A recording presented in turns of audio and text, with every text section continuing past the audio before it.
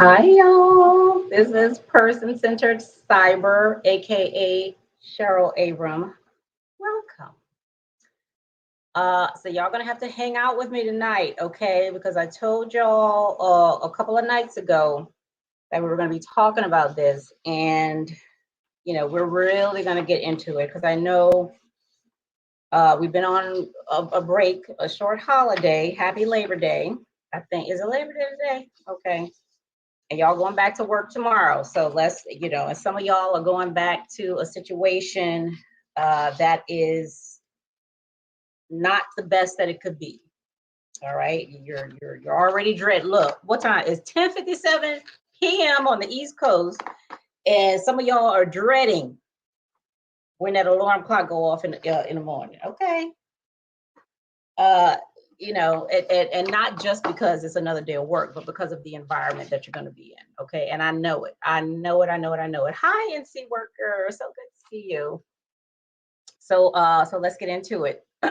First, though, I want to show y'all. Y'all know that I have my, where is it? Where is it? Here it is. My Teespring store. Okay. I got this shirt in last week, I think. Let me show it to you. Now, look. There you go. Level up and think like a defender. Okay, now look, if y'all ordered a shirt, make sure you order it like a size bigger, okay? Because they run small. I took this thing out the bottle. I said, girl, ooh, child. Yeah, I need to get the girls are they in there. But we're gonna have to get it a little bit bigger next time. Okay. So go ahead and order like a size or two above what you normally wear because they seem to run a little small. All right. But that's the Teespring store, my level up and think like a defender shirt. Okay. All right. Done with the commercial. Okay. So in the description, in addition to this video, I want, if you haven't looked at my $225 an hour, what you and your cybersecurity skills are really worth. If you haven't looked at that video, that's a good complement to what I'm going to be talking about here. Because at the beginning of that video, I talk about what are the signs that you are not cut out to be in cybersecurity. Okay. There are certain things that happen in an environment, okay, that where we are there to help mitigate the risk and help keep the business at the level of risk they said they want to be at, okay, that they need to be in order to be able to meet their mission, okay? A certain stuff happens in an environment like that, and you have to be, first of all, you need to know what it is, okay? And then, if you feel like you're just not going to be cut out for that type of thing, then, cyber probably isn't the thing for you. So go ahead and look at that video because it'll really be a good complement to this one, okay? All right, so tonight what we're going to do, and I went ahead and made an agenda because y'all know how I do. I'm going to give you 3 real stories from the field, okay, about people who have and some are still working in a toxic work environment, okay? Hi, Maddox, how you doing? Due to, at least, according to their perspective, the leader that they have. So it's either their executive, their supervisor, their manager, somebody above them, okay, they feel is a really toxic person, okay? 3 real stories about that. Then we're going to talk about, are you in training to be a toxic leader? I said we're going to talk about that. We're going to do that too. And at the end, we're going to talk about practical, like real world, this is what I can do tomorrow when I get on the job. Strategies to survive and thrive under a toxic leader. Okay. All right. So that's how we're going to break all this down. So let's go ahead and start with the real stories. Okay. Now I know, like I said before, I know that y'all have them.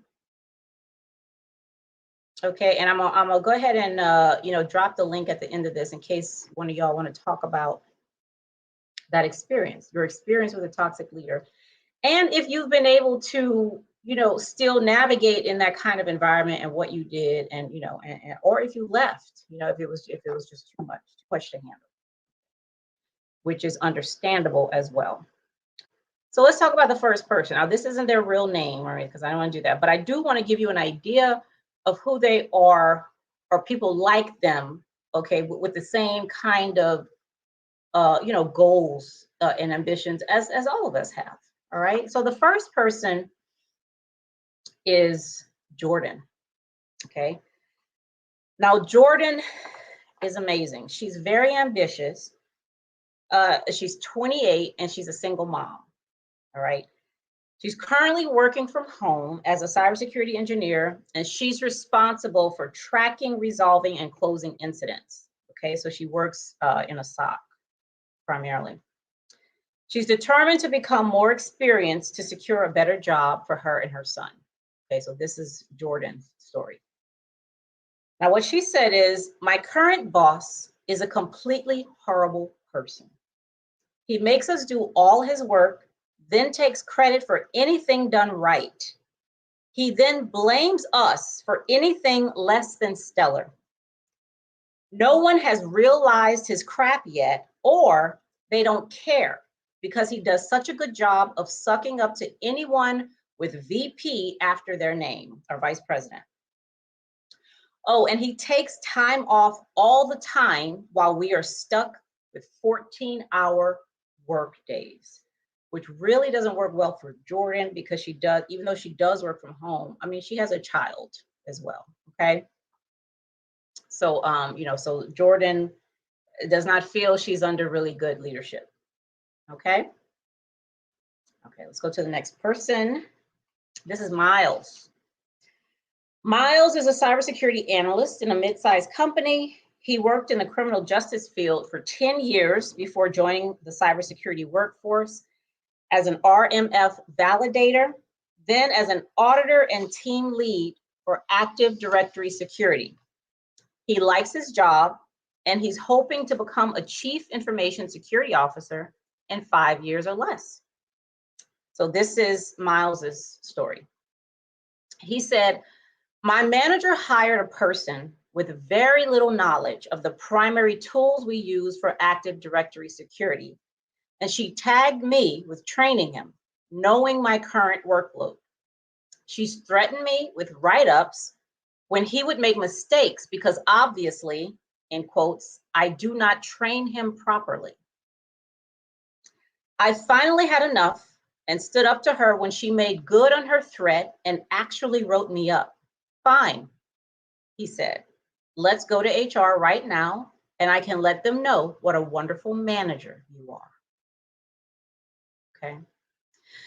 Now, after he said this, I believe she backed off, like she didn't actually put in the paperwork or anything. After he told her, okay, you want to go to HR, let's go. All right, now the last person, this is Banwa. I love that name, Banwa. This is Banwa. Banwa, that's the older lady in the picture, okay, is a partnered retired veteran with 2 children in college and 1 at home.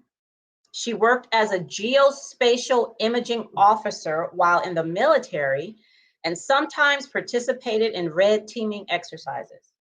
She's the senior advanced persistent threat emulation engineer at a large nonprofit. You go, Banwa. I've never even heard that title before. So this is what Banwa says. I'm currently unemployed at work. Basically, if I take initiative, it's wrong. So I do what I'm told, which drives me crazy. My boss can't understand that I go to work. And work involves exercising my intelligence to contribute to ensuring the business meets its mission. I have a vision of how changes are going to affect the organization, but that's disregarded until it turns out I was right. By then, it's too late to act and reap the benefits. So now I'm mostly idle. I get paid a great salary, but I'm looking for something else. Okay, so that's Banwa's story. So those are the 3 that I have here, and I'm sure that many of the things you heard sound familiar if you're in a, a work environment that's, what I'm calling toxic, where you just can't be productive, as productive as you want to be, and you're just not happy. You're not happy. You're not getting what you thought you were going to get at work. Okay. So now let's talk about, before we move into, and I'm going to use these same scenarios when we talk about the strategies to survive and thrive. But before we get that, I want to talk about this toxic leader. Okay, what is that? Okay. And are you on the road to becoming a toxic leader? Okay. Because we pick up habits, that happens, right? You try your best, I'm never going to be like my dad and all that. And you turn out just like him, doing the same stuff, solving problems the same way, all that. Okay. That's just what we do. So if you're around that, you're actually learning. Okay. Is what you're doing. You're learning, especially if the leader seems to be like rising. Okay. Or nothing's happening to him or her, and they seem to be getting rewards and all this stuff. You're learning. Absolutely. Okay. All right, let me take this thing off the screen. All right, so are you a toxic leader? And I really want you to think about this, okay? I thought about it too. Okay. So let me tell you what a leader is, number one. What is a leader? Now, this is Cheryl Abrams' definition of a leader. You will not find this. Webster ain't got it. Sherm ain't got it. The Leadership Institute ain't got it. Nobody. Okay, this is me. A leader brings him or herself, their whole self, to every situation. A leader brings her whole self to every situation. That's what a leader is. Your whole genuine self to every situation. If you're not doing that, if you're hiding any aspect of yourself, you're not leading. It's not right or wrong. You're just not leading. Okay. And if you're in an organization, okay, supposedly leading other people, you're not leading. You're a follower in a leadership position is what's happening. Okay. That's exactly what a lot of these folks are. Followers in leadership positions. You understand? Okay. Now let's get to if you are a toxic leader. All right. So if allowed to do so, toxic leaders are followers in leadership positions. They will demotivate you. They will cause you to second guess your own talent, and they will silence you. You won't even say nothing no more. Okay. If you had a voice before, it's like, Little Mermaid, when Ursula took her voice out her throat, you're going to be like that. You're going to be walking around your organization like the Little Mermaid. Okay. Can't say nothing. Hand gestures. That's all you do. Okay. Because you ain't got no voice no more. Yeah. You ain't even trying to talk to anybody. Listen, I'm just doing what I'm doing. I ain't going to say nothing about it. They silence you. So are you on your way to becoming what you don't like? Okay, now let's see. I'm going to ask some questions and just be honest with yourself. Okay, you ain't got to type nothing in the chat or whatever. Okay, just be honest with yourself. Number one, do you fixate on being right at any cost? Okay, in other words, do you have a fear of being wrong? Especially if somebody can see that you were wrong. That's like the nucleus. Okay. You have to be right. All right. If that's you, you're on your way to becoming somebody else's problem. Okay. To becoming a toxic leader. Number two, do you work overtime? I mean, all your energy, you up at night, at lunchtime, overtime, covering up your shortcomings. Okay. You're not good at something. You don't have all the knowledge about something, But you will spin a narrative in a second to make it seem like you know what you're talking about, okay? Because you're scared. Let's go back to number one, of being wrong. If that's you, you're on your way to being toxic, okay, if you ain't there already, all right? Number three, do you only surround yourself with people who agree with you? Okay, you ain't trying to get around nobody who you know is going to challenge something that you're saying, okay? I'm just asking. Number four, are you a knowledge hoarder? So all the good information, okay, you keeping that to yourself. You ain't telling nobody, you ain't sending no email, you ain't calling nobody on the phone, you ain't video conferencing, you ain't doing none of that, okay? You are keeping that to yourself. And not only that, listen to this one right here. Not only as a knowledge hoarder are you keeping stuff to yourself, you feel powerful if somebody got to come to you and ask for that information. Not helpful. That's the key word, is powerful. Okay, you feel powerful if somebody got to come to you for it. All right, and that's why you don't share the information. All right. Do you obsess about what others think about you? I mean, just constantly thinking about it. What is that person thinking about me? If I do this, what are they going to think? If I do that, what are they going to think? Like, what are they going to think? What are they going to, your career, what are they going to think? What are they going to think? You know, I can't see how you even live your life like that. Look at that mosquito. I got a mosquito in here. What's the next one? Number 6. Do you need constant validation? Somebody always telling you you're nice, you're smart, you're pretty, you're what's another thing? You good at cybersecurity. You use that Splunk machine like nobody else. You know, are you constantly in need of that? I mean, people can tell you, and you like to hear it, but do you need to hear it? You know, for you to feel like you're worth anything. That's the distinction. Okay. If you answered yes to any of these, y'all about to turn this camera off and get this mosquito because it's getting on my nerve. If you answer yes, you're on your way. Okay, and it's not to a good place. So let's look at it another way. Some things a toxic leader will say. Now, if you're on your way to becoming that kind of person, you're gonna already say these things. Okay, you're gonna already. So this is just another way for you to assess. Okay, where you are. Number 1. Again, things a toxic leader will say. Number 1, I don't need your opinion. This is what we're doing. Okay. Unless you in the military, okay? And if you're in the military, you already know the protocol. You know the protocol, right? But in a business environment, as a leader, you ain't got no business talking about, I don't need to know what you think, you know?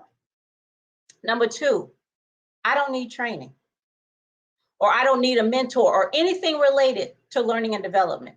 If a leader is telling you, I don't need no training on it, I don't need to go to no leadership, I don't need that, then they need it, okay? They need it, all right?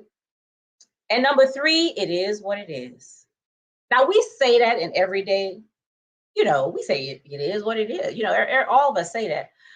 But in an organization, in a leadership position, it is what it is. That's lazy discourse. You just lazy. You ain't trying to think. You ain't looking for no explanation. You don't want people to understand that it is what it is. No.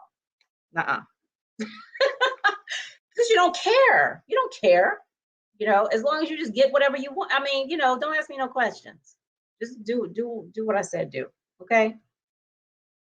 Now let me tell you the 2 primary results of toxic leadership that cyber professionals have to be concerned with if you're actually in the security profession, okay? Number one, now these are two results, primary results. Number one, underperformance. Okay, of course. Somebody has come to this organization, they're excited, they're enthusiastic, they're ready to not just use their skills, but learn new ones. Because people don't get jobs to stay there forever, you know? They're trying to build up their network, they're building up their skills, you know, they're learning and they're gonna move on, okay? They don't come there to decrease, okay? They go to organizations to increase. So if you have decrease, you know, that's terrible. And that's one of the signs of toxic leadership is decrease, underperformance, okay? And that's about the quantity and the quality of the work, all right? I'm just gonna do, I ain't gonna go above and beyond, I ain't a inch. I'm gonna do what I do and get paid, go home, and that's it. That's all I'm doing, okay? If I do that, all right? Now, number two, and this one is the most egregious, okay, result of a toxic leader. It's two-part, okay? Number one is disengagement. Disengagement is like you just checked out. You ain't got no passion. You don't have no energy. You don't have any motivation. You just checked out. You know, people checked out. Some people who are about to retire, they just check out. Look, they counting the days, okay? Disengaged person is just checked out. Don't go to them for nothing because they're not going to even try, girl. Go email this other person, okay? Because Cheryl ain't going to do nothing. She checked out. So that's a disengaged person. Now the next one, you have disengaged, which is somebody who's checked out, and then you have actively disengaged, okay? You know what that is? An actively disengaged person is so dissatisfied, so unhappy that they're going to act that out in the organization. That's what cyber professionals call insider threat. They're going to act out their disengagement, okay, on the organization. All right? Now, and that's that you absolutely do not want that to happen, because as much as we talk about employees as insider threat, okay,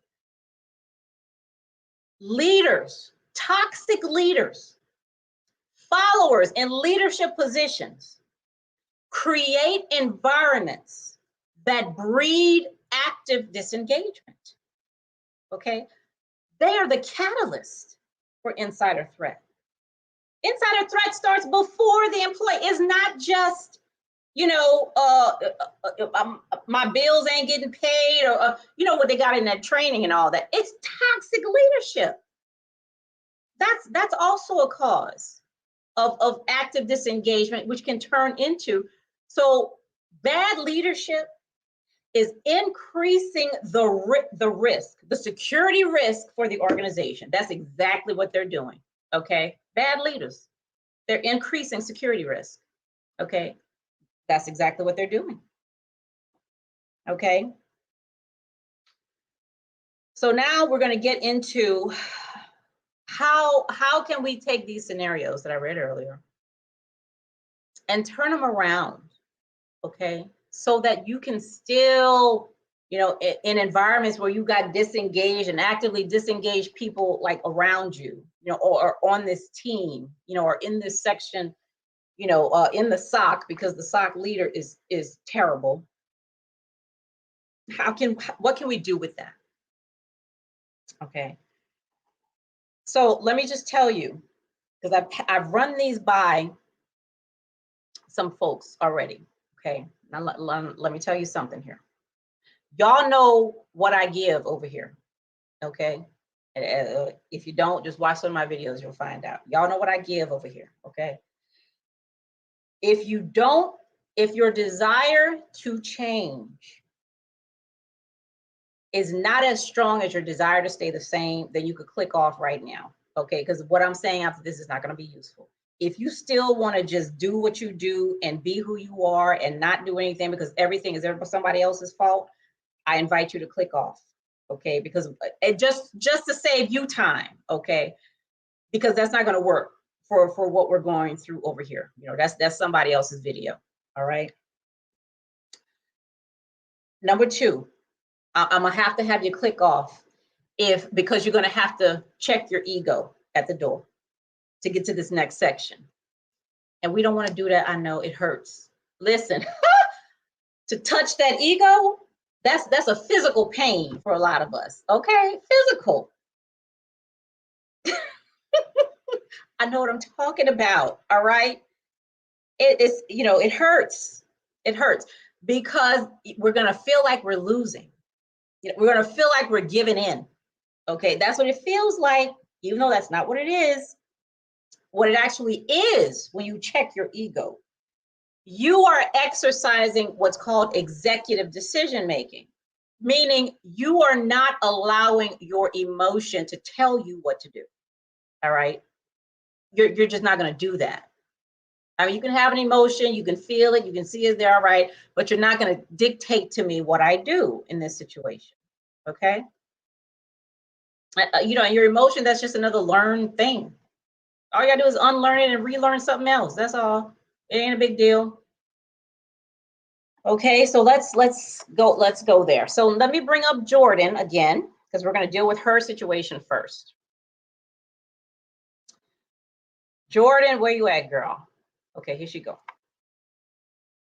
Now y'all remember Jordan? She's 28. She's very, very ambitious. She's working from home. She's a cybersecurity engineer in the SOC. Okay, and you know, that's her son. You know, she wants a better life for her and her son. And Jordan is the one who said that her boss is completely horrible. She said he makes us do all his work. Now, if that's the case, okay, because now what we're not going to talk about here is trying to change the toxic boss. That's not your job, okay? They are whoever they are, and they're going to be whoever they're going to be unless something, you know, gets in the way where they have to then decide, I need to change this about myself, okay?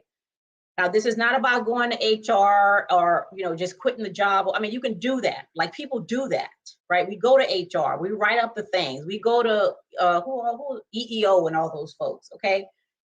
I'm not talking about that right here, okay? Everything I'm talking about is about you and what you can do with what you have control over, all right?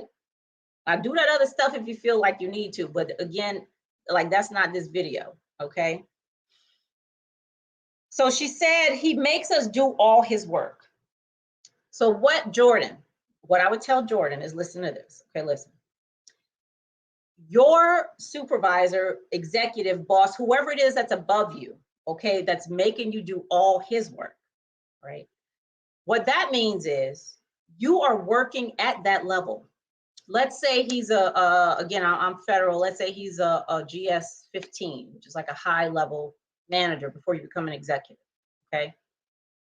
You're doing at whatever level you are, you're doing GS 15 work.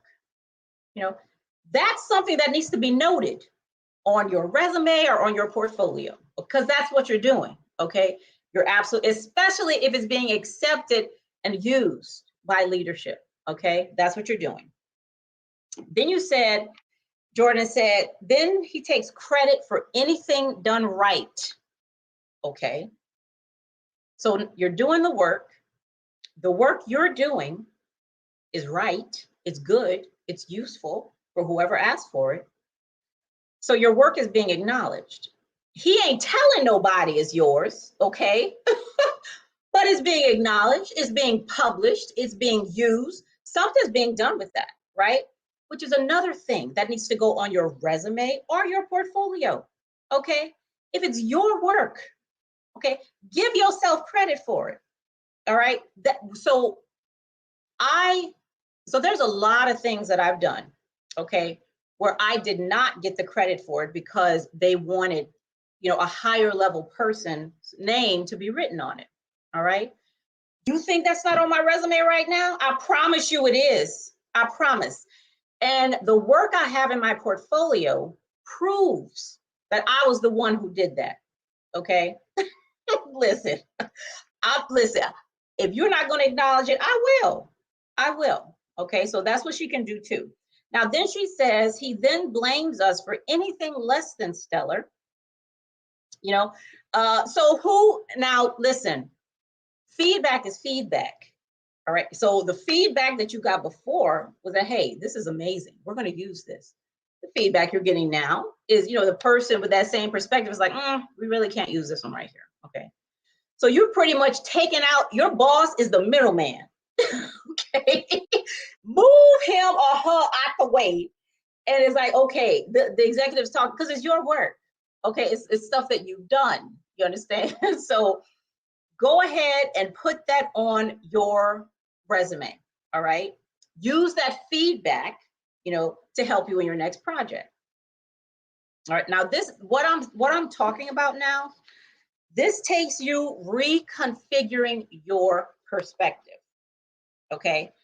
And when you reconfigure your perspective, Jordan, what you see is you're not being hindered and held back because this person is not acknowledging you or is, you know, using your work and not, you know, making you do all his GS-15 or executive work, whatever.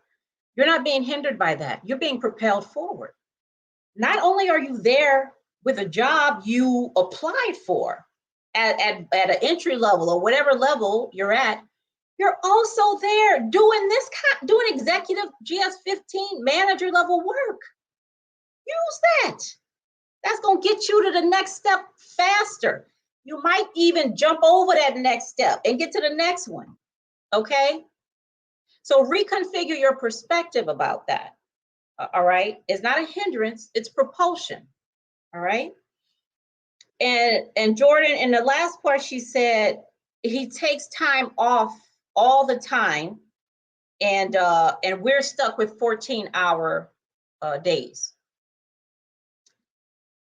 If your boss, manager, supervisor, okay, is not there, normally they leave like an out of office or something like that. Okay. When they're not there, at least this has happened to me, and I'm sure it's happened to y'all. They'll say, well, go to this person for this question, or go to this person if you have issues with that. I don't know what they call it in the private industry, but in federal, you're acting. When that person is out, you're in an acting position. Do you think I don't have acting on my resume right now? Yes, I do. I do. Because what they're saying is, if you have questions related to this, this is the authority that you need to go to help you find a solution for this thing, or answer this question, or do that. You're acting in that management position for whatever that thing is, okay? Whatever those products are for that stuff, put that in your portfolio. It's not a hindrance, it's propulsion. It's getting you where you want it to go faster, okay? This requires reconfiguring your perspective. Okay, Jordan. So the strategy is to find, go ahead, what you can do is whatever your boss's job title is, like find out what that is. What are they? Find that. If you can find it for the organization, find that. Look at that job description and put down all them things that you're doing in an acting position. Put in your portfolio the evidence that you're doing those things in an acting position. All you're doing is moving yourself forward, okay, faster. Reconfigure your perspective, okay? Number two, we were talking about Miles. Y'all remember who Miles is?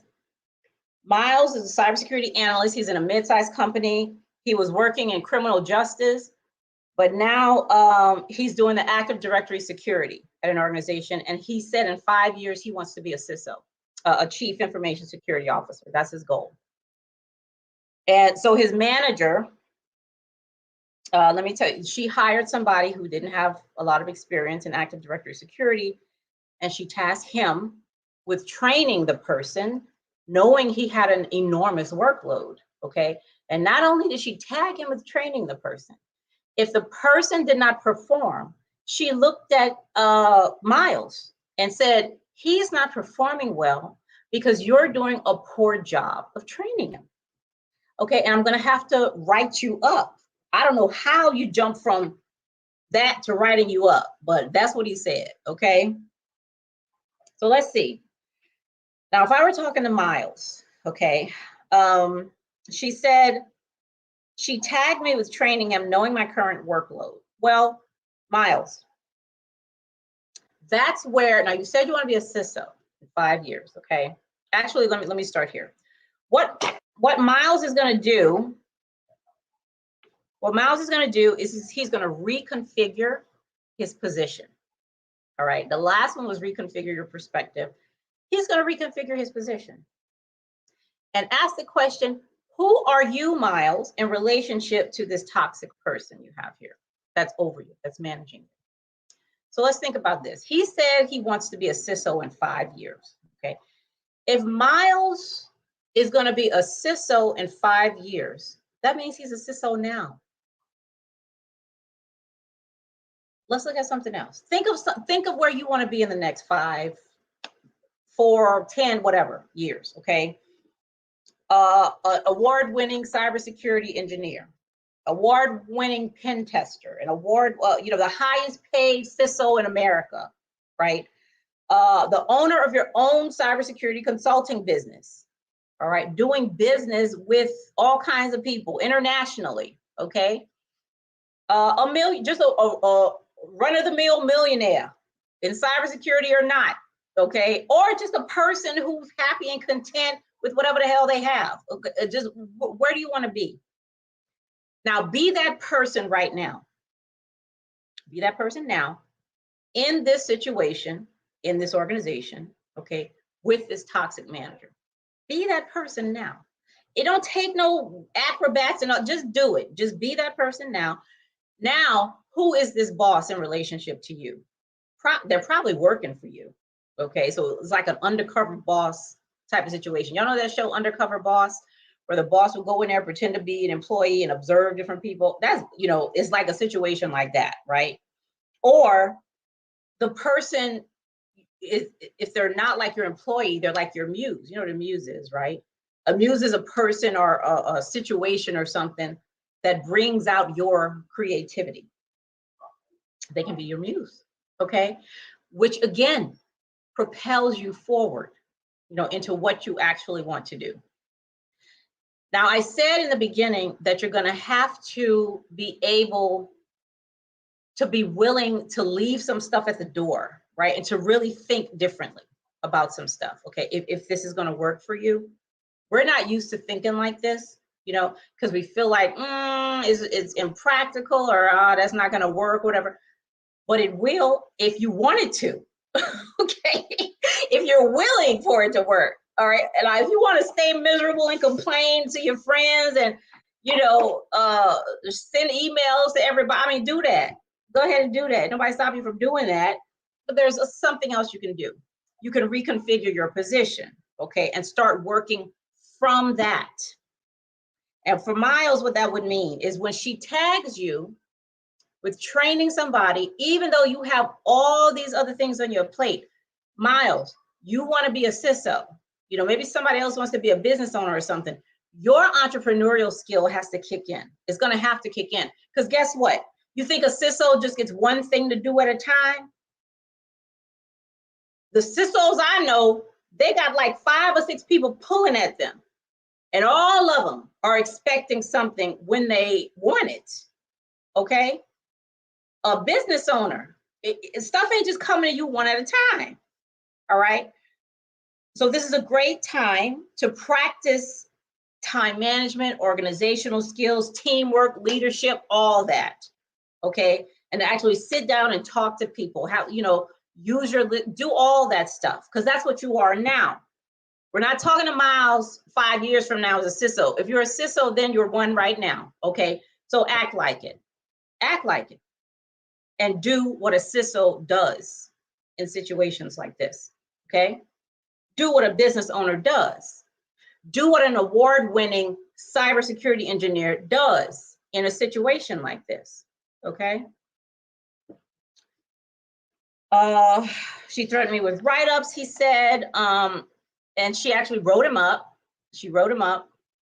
And then he said, okay, let's go to HR now so we can both present our facts and evidence. Now, I like that because I feel like he really showed courage there.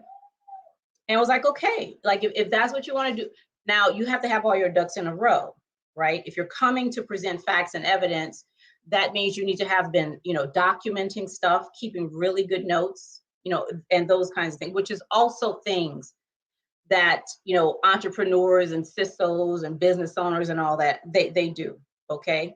Attention to detail. They're not just going in there sloppy, okay?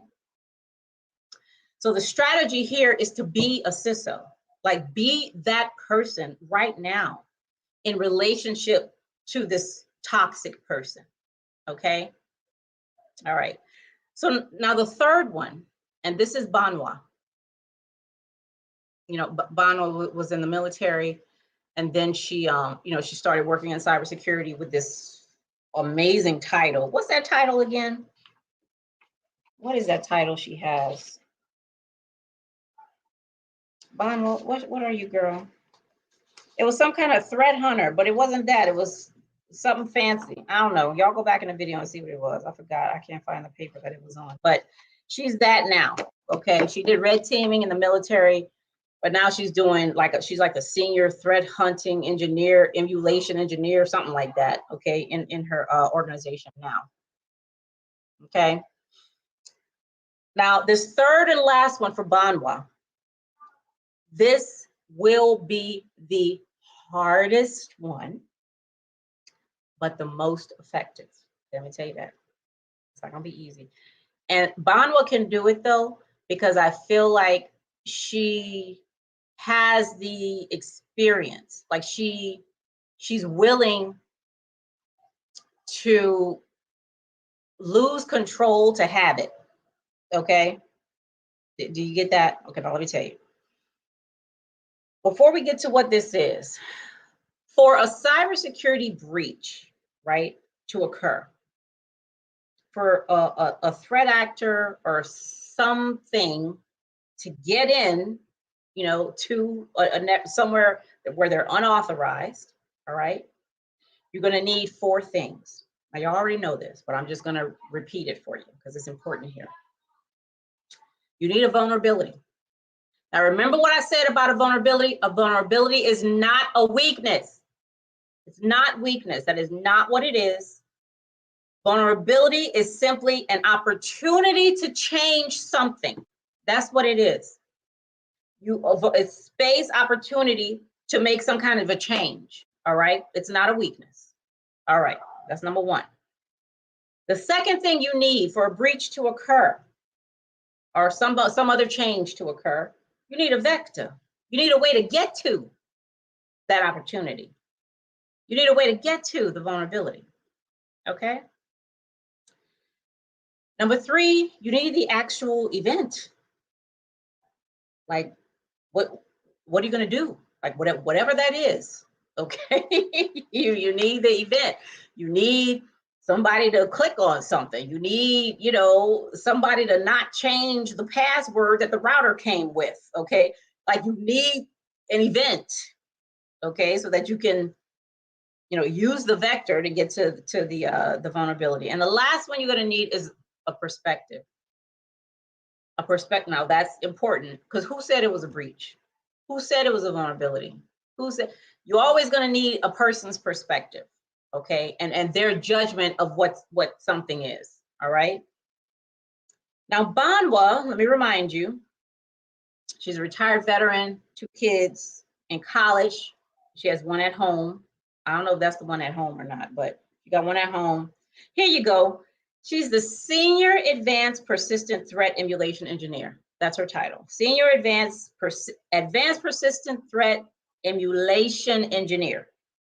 Okay, and she works with a giant nonprofit organization. Okay, now I just want to use what Benoit said in her first sentence. She said, basically, if I take initiative, it's wrong. That's what she said. If I take initiative, it's wrong. Right off the bat. Now let's look at what she said based on what I just said about the 4 things you need for a breach to occur. All right. You need a vulnerability. Banwa's vulnerability here, okay, is because she said, if I take initiative, it's wrong, and that leads to her dissatisfaction, right? Her vulnerability is her need to feel competent and her need to be recognized or at least heard, okay? And I'm not saying, see, so that's not a weakness. Is that a weakness? No, that's just an opportunity for something to happen, okay? That open need that she has to feel competent and heard. A lot of us have that, if not all of us, all right? Number 2, a vector. So she said, if I take initiative, it's wrong. Now, what's the vector to get to her vulnerability or her need to feel competent and heard? The vector is, so she's presenting her ideas to someone who can, number 1, listen, and number 2, materially act on her idea. All right. So how would she meet that need to feel competent and to be heard? Well, she got to tell somebody her idea. She got to talk or write something, okay? Somebody's got to hear it or see it in order to then say, oh man, this is awesome, or that's terrible, or what did you say? You know, so something has to happen to get a response back that's either going to meet that need she has or not. Okay. Now the event and the perspective go together, and this is the judgment of whether it's a good or bad idea. Okay. And that's going to determine how she then, how her need, whether her need is met or not. Okay. Or her vulnerability is met or not. All right. So you see, so vulnerabilities and stuff that don't just apply to machines. Y'all got them too. Okay. We all have them. We all have needs to be something. Okay. So if we use the same model that we use in IT for this situation, okay, what we have here, because again, this is about surviving and thriving in a toxic environment. So what Banwa is going to have to do for this situation is she's going to have to discover where she has control of the situation that she's in now. And where she has control, that means she can change some things. Me and somebody were talking yesterday about firewalls, okay? And I said, you know, he was talking about putting firewalls up and I don't know, it was like some security stuff we were talking about, right? Oh, and I was saying how, you know, being more creative about how we as blue teamers, the things that we can do and not waiting on people to do stuff, right? So we're talking about firewall. So I said, well, what about the fire? Do I need a firewall if I ain't got no fire?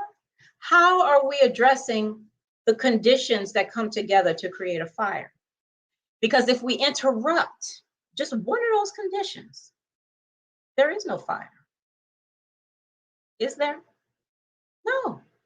So we don't have to wait till the fire starts and say, okay, we need a firewall. Get in front of the firewall to the fire or the conditions that create fire, okay? And this is what I'm talking about in this. When we are able to discover where we are helping to create the conditions, okay, that are, you know, causing us to feel like we got to leave an organization or, you know, feeling like we have to go to HR or feel like we got to do some extra stuff, you know, that we didn't plan on, you know, in order to be able to work in this environment. Where, or because it's not, there is no way in the world that it's only that one person that's creating this thing. No way. No way. None. Okay. And because we're in the situation, we're part of the situation and we're party to what's going on. So we have to figure out what is that, okay? Now, it may not be enough to stop the fire, okay? But at least it won't be as high or as hot. Do you understand? But we have to be able to, number one, see where we have a part in it. And that's not a bad thing. I keep telling people, To see where you are accountable is the best thing you can see in the world, because that is telling you where you have control to do something else. Okay. Like, to not want to see where you're accountable or responsible is nuts to me. Nuts. Absolutely nuts. Okay. But some of us don't want control. We don't. We just want to blame other people and just blame. Like, we ain't got nothing to do with it. Okay. And that's okay if you want to do that. Like, I'm not saying don't do that. If that's what you want to do, that's you. Okay, do that. But you can choose to do something else, is what I'm saying as well. Okay. So the third one, and in order to do this, like, there's a tool called a rich picture that I have used. Many of us, we use it for business, but you can use it for personal stuff too. And let me write that down so I can put a video link of how to do a rich picture. Okay. Because go ahead and do that. Like, you can do that at lunchtime or something tomorrow.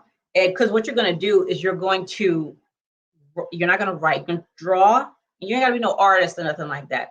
All the things that are coming together to create the situation. And I mean everything. Okay. Any entity that is involved, all right, from the building to the IT equipment, to the people, to the time of day, to the salary, all of that. Everything that's in that situation. Okay. And then you look at the things that you've drawn, that you see there. Which of these things do I have control over? What am I doing there right now?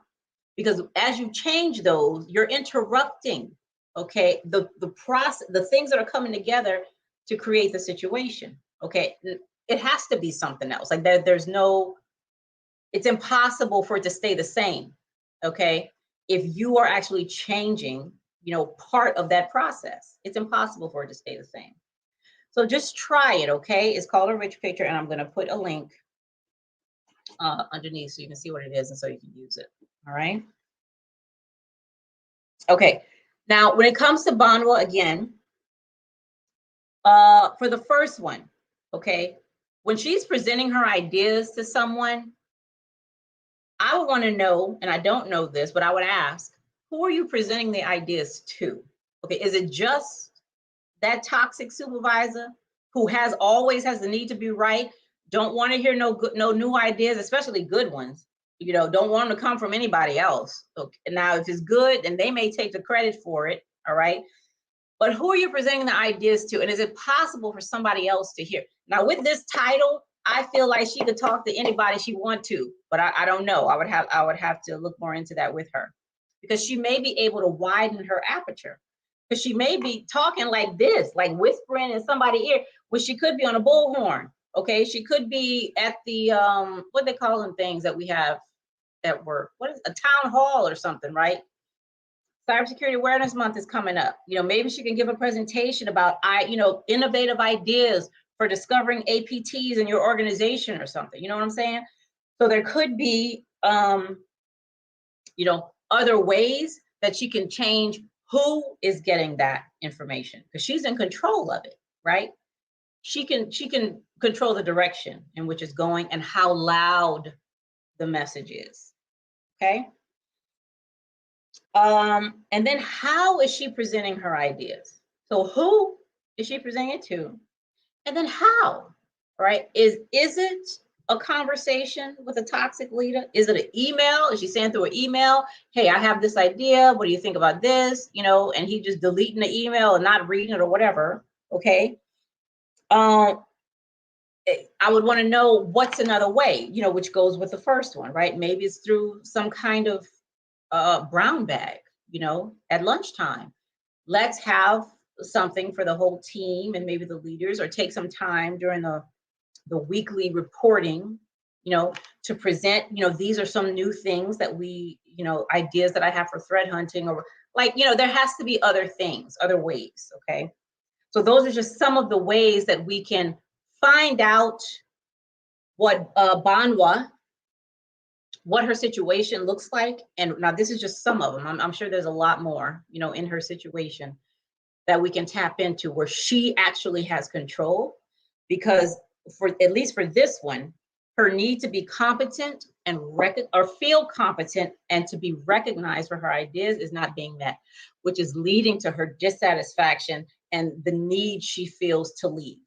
Okay, so if we can do something about that need to feel competent and seen and heard, that could totally change the situation. You could change it. And that could snowball into something else. Do you see what I'm saying? But you're never going to get there if you don't first discover where you are helping to create the current situation. Okay. And that's not like a negative or derogatory thing. Again, that's just about seeing where you're behind the, you know, where you're in the driver's seat. Because some people are in the driver's seat here, some are here. You are in the driver's seat somewhere. Okay. So let's discover where that is and what you can do in that seat to turn a different direction or accelerate or slow down or, you know, whatever the case is. Okay. All right, y'all. So we talked about 3 real stories from the field. We asked the question, are you a toxic leader? Because whatever the situation is that you're in, okay, you're learning in that situation. You don't even know it, it's subconscious, okay, but you're learning. I promise you, you are. All right. So let's not pick up terrible habits, all right, and run to them when we're in stressful situations, all right, because we don't feel like we have anything else to turn to. Now, if right now you feel like, you know, well, maybe I should take some, while I'm doing all this cyber certifications and AWS and all that, let me go look up a leadership course real quick. Okay, I advise you to do that. Whatever position you're in right now, go ahead and look up some leadership stuff. Okay, go to YouTube and type in great leaders of the world or something. I don't know. You know, do something. All right, about to assess. Go to what is that website I told y'all about the last time? Career One Stop. Okay, they have free assessments, and they have free assessments on there, and you can assess your leadership skills. Okay, go do that. Just do it. All right, especially if you're in a situation like this, you know, because those things need to be brought to the table as well. You know what I mean? Hold on, let me do it. I told y'all I was gonna drop the link in case anybody wants to talk about their story, but go ahead and do that. And I'm also, let me see, Career One Stop.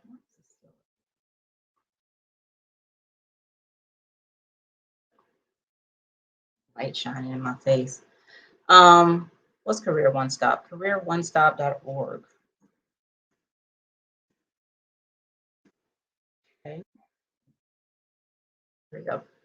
Yeah, so go there and take a leadership assessment. They have them there. And you can even do, I don't know, I think they have a personality thing on there too, because that's useful as well, right? To see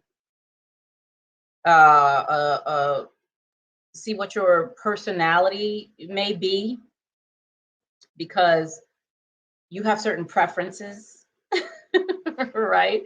You have certain preferences. And now this one is kind of like a pseudo science type thing, but a lot of people use it, and I think it's useful. So, and many of them are free as well. So let me just give you, here it is. And it's a lot of fun, you know, just to see what your preferences possibly are, because you clash, you know, personalities can clash, but to understand where you sit, you know, can at least help you prepare and understand, you know, why you're acting a certain way in a certain situation, and let you know that you don't have to, you know, you don't have to bow down to the personality tests or what people say you are. Okay, you can always do something else. So there's a link to a free personalities assessment. Okay, these are really good things. It's about learning about who you are so that you can be more successful where you are. Okay. The technical, yes, I've said this before, it'll get you in there. It'll get you doing the work. But if you're actually going to be able to grow and do all the other things that you want to do to become the most renowned CISO in America, or the millionaire that you want to become, or the owner of a cybersecurity business that does business internationally, okay? You have like the SEAL Team 6 of blue teams working for you. You know what I'm saying? You're gonna have to get your leadership and your soft skills together, because it ain't gonna work otherwise. Okay, so you're not gonna do that if you can't find out about who you are, what makes you tick, and all the ways that you can make different decisions in different situations. Okay. All right, y'all. I've been on for almost exactly an hour, 33 seconds. Okay, so I'm gonna go ahead and index this, or whatever you call that thing. so when people come back to see it, they could just click on where they want to go, because I talked about a lot of stuff. So thank y'all so much for being here. If you're not subscribed to the channel, please go ahead and subscribe. Okay, again, go to my Teespring store, get your level up. Let me stand up one more time so y'all can see. For those of y'all who didn't see, level up and think like a defender. Yes, and make sure you get it a little bigger, okay? Because I need to go. Okay. Yes, and the link is in the description for the Teespring store. So I'm going to see y'all back here next time, and y'all have an amazing evening. Bye, Maddox. Bye, NC Worker. Thank you so much for being here. I appreciate it.